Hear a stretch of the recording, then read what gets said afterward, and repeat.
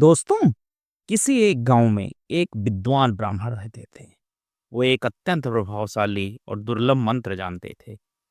इस मंत्र का उपयोग यदि एक विशेष नक्षत्र योग के दौरान किया जाता तो आकाश से नाना प्रकार के रत्न और धन की वर्षा होने लगती।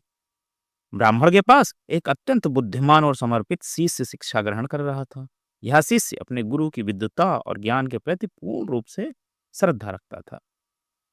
एक दिन किसी आवश्यक कार्य से ब्राह्मण अपने शिष्य के साथ गांव के बाहर निकले। कुछ दूर जाने पर वे एक घने जंगल में पहुंचे।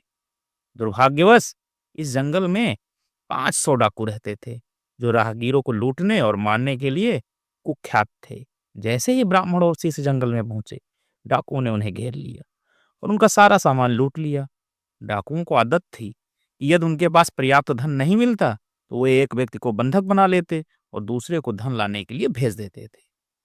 उन्होंने इसी नीति का पालन करते हुए ब्राह्मण को बंधक बना लिया और शिष्य को धन लाने के लिए गांव भेज दिया। शिष्य ने जाने से पहले अपने गुरु को प्रणाम किया और चेतावनी दी और धीरे से कहा, गुरुदेव, आज धन वर्षण का योग है। कृपया क्रोध या दुख में आकर इस मंत्र का उपयोग ना करें। यदि आपने ऐसा किया तो आप स्वयं भी नष्ट हो जाएंगे और यह 500 डाकू भी मारे जाएंगे। गुरु ने शिष्य की चेतावनी को गंभीरता से नहीं लिया, लेकिन वह उसकी बात सुनकर मौन रह गए। संध्या होते ही पूर्व दिशा में चंद्रमा उदित होने लगा। ब्राह्मण ने आकाश में देखा तो उन्हें धन वर्षण के लिए उपयुक्त नक्षत्र योग दिखाई दिया। उनके मन में विचार आया, ये डाकू तो केवल धन के लिए ही मुझे कष्ट दे रहे हैं। यदि मैं अभी धन बरसा दूं तो ये मेरा बंधन खोल देंगे और मैं यहां से मुक्त होकर चला जाऊंगा। यह सोचकर उन्होंने डाकुओं से कहा, डाकुओं, यदि तुम केवल धन चाहते हो तो मुझे मुक्त कर दो। मुझे स्नान करने दो, नए वस्त्र पहनने दो, चंदन लगाने दो और फूलों की माला पहनने दो। फिर मैं तुम्हारी मनोकामना पूरी कर दूंगा। डाकुओं को ब्राह्मण की बात पर विश्वास था। उन्होंने तुरंत उनका बंधन खोल दिया और उनकी सभी इच्छाएं पूरी की। जैसे ही ब्राह्मण ने मंत्र पढ़कर आकाश की ओर देखा, वहां से रत्न और सोने चांदी की वर्षा होने लगी। डाकुओं ने जितना हो सका उतना धन लूटा और प्रसन्न होकर वहां से चल दिए। ब्राह्मण भी उनके पीछे पीछे जाने लगा। कुछ ही दूर जाने के बाद 500 अन्य डाकुओं का एक नया दल आ गया। उन्होंने पहले दल को रोक लिया और पूछा, तुम लोग कहाँ जा रहे हो? पहले डाकुओं ने उत्तर दिया, हम धन प्राप्त करके जा रहे हैं।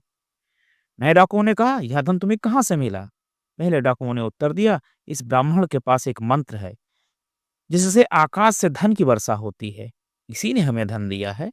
अब नए डाकुओं ने ब्राह्मण को पकड़ लिया और उनसे भी धन वर्षा करने को कहा। ब्राह्मण ने उत्तर दिया, धन वर्षा का योग अब समाप्त हो चुका है। यह योग अब 1 वर्ष बाद आएगा। यदि तुम लोग धन चाहते हो तो 1 वर्ष तक प्रतीक्षा करो।